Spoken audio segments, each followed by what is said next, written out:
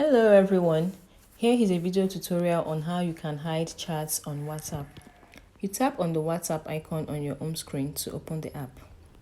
Then you navigate to the chat tab at the bottom of the screen. You select the chat you want to hide and you long press it.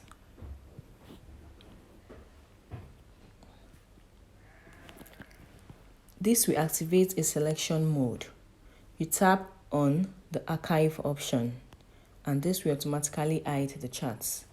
To access your archived chats, you scroll to the top of the chat tab and you see an option called archived or archived chats. You tap on it.